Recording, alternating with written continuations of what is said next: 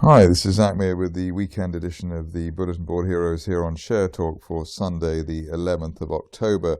Starting off with Asimilar, which seems to have finally got its act together after a rather nasty return from suspension the other month, a couple of months back. We've got a break of neckline resistance there at 25 pence. So we broke, we already flagged the break of the resistance line from September around the 24 pence level, so that was good as well.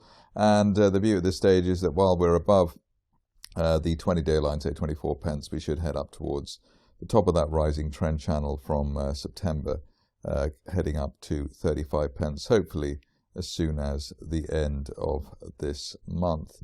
Related stock in terms of the family of Asimilar, etc., is All Active Asset Capital, a stock which, although people have been looking at the likes of Novocyte and Ormonde Mining, this has actually been quite a winner as well. Here the shares were first covered here around the £0.25 level back, I suppose, in March or something like that, and done rather well so far.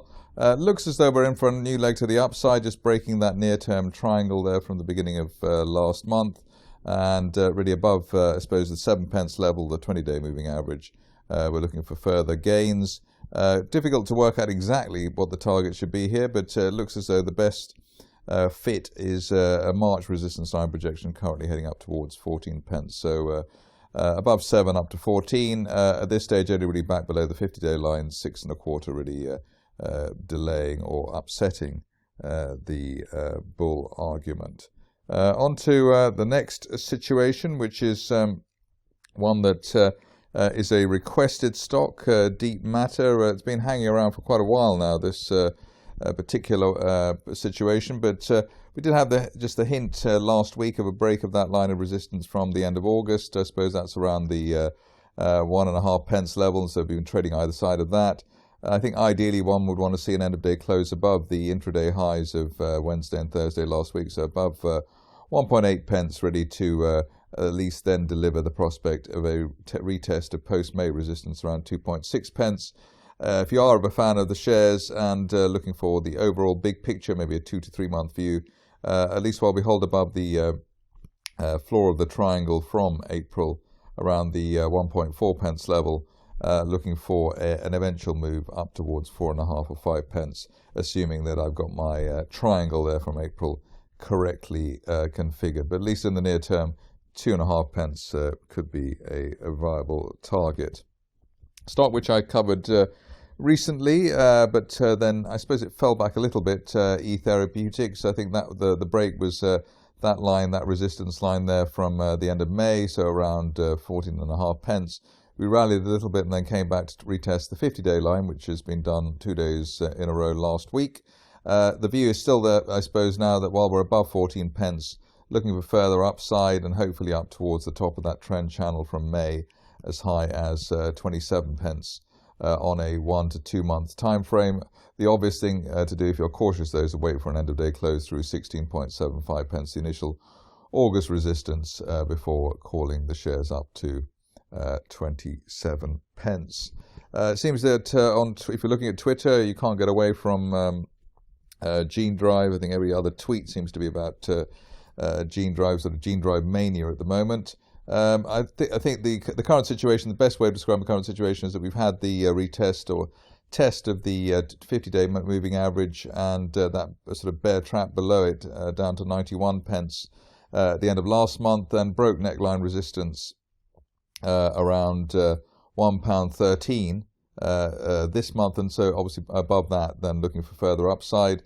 Retest of £1.50 is the obvious place to go here.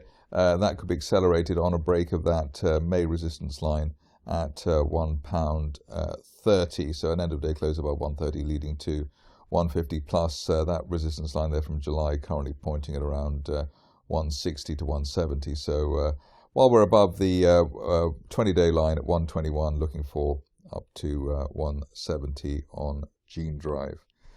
Next up is another requested stock, and here one which is relatively obscure, Immunodiagnostic Systems, not easy for me to say apparently at the moment.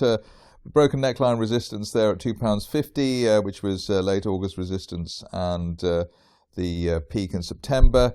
But the overall view here is that while we're above the 50-day line at £2.34, looking for a top of June triangle target as high as £3.80 over the next 1 to 2 months. Obviously a very liquid stock and rather fiddly one to call, but at least above the 50-day line, looking for further progress to £3 plus at least.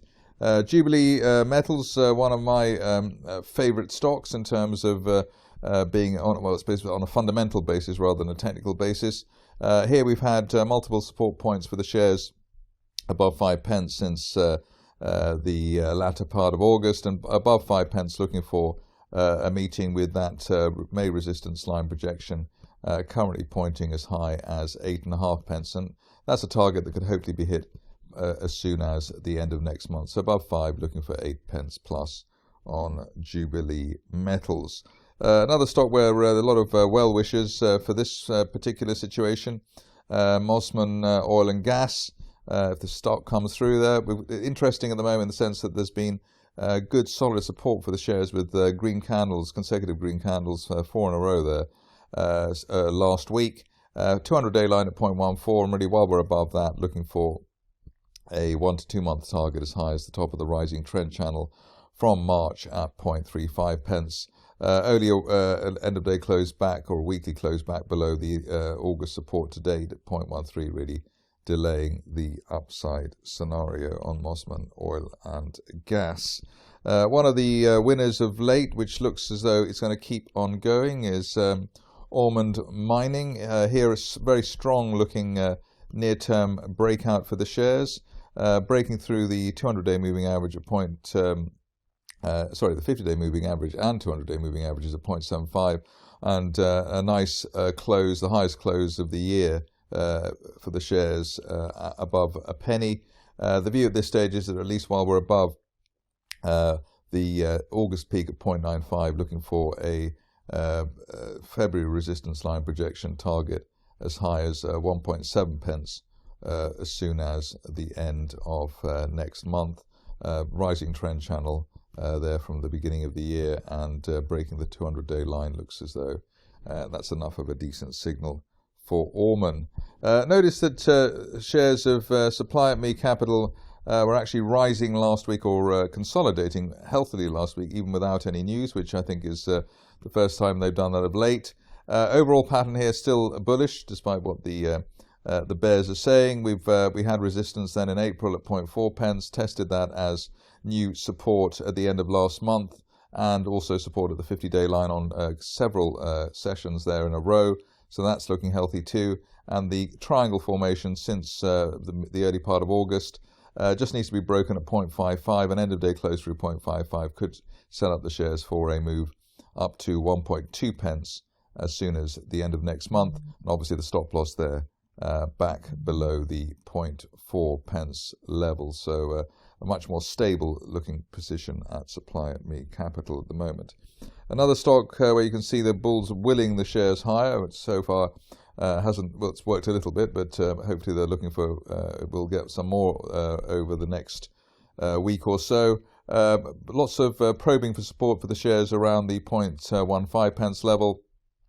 End of last week, though, breaking that August resistance line at 0.16, and a nice close on Friday as well. So above 0.15, looking for the top of the broadening triangle I've drawn from the early part of June, as high as 0.28 or 0.29p, hopefully by the end of next month. So a reasonably obvious stop loss area and reasonably obvious resistance target as well for the shares.